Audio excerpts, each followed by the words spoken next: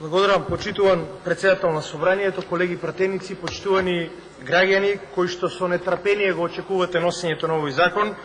Една мала дигресија само на почетокот. Јас се надевам дека, бидејќи актуелното раководство на ВМРО-ДПМН нема никаква шанса да се сретне со председателот Трамп, мислам дека некој идно раководство ќе има шанса тоа да го стори. И токму во тој контекст мислам дека изјавите кои што сега ги слушнавме од оваа говорница не одат во прилог на она што значи политика која што Република Македонија може да ја однесе на правиот пат. Што се однесува до дополнетиот предлог на закон, кој што всушност представува закон кој што е еден континуитет на барањата на стечајните работници во повеќе изминат период.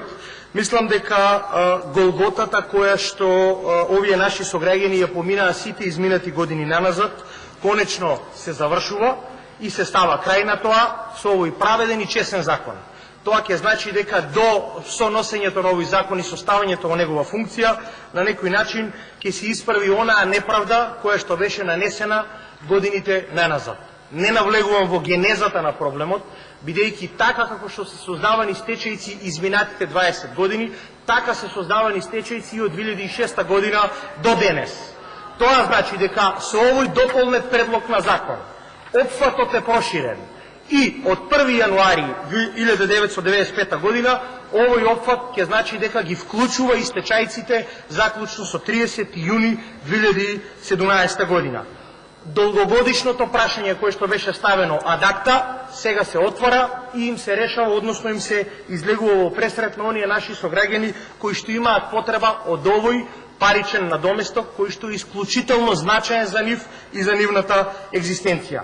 Ниту станува збор за популизам, ниту пак станува збор за политичко кокетирање со оваа група на граѓани, повеќе од 3.500, кои што имаат директна потреба од носењето на овој закон.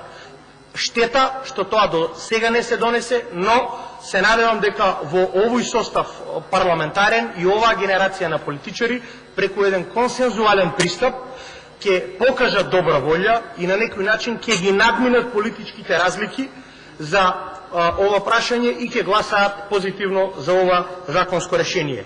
Добро е тоа што 34% од просечната нето плата по работник ќе биде исплатена на секој стечаен работник и тоа право ќе може да го остварува согласно законската поставеност се до идното вработување или се до идното пензионирање на сите овие 3.500 наши сограѓани.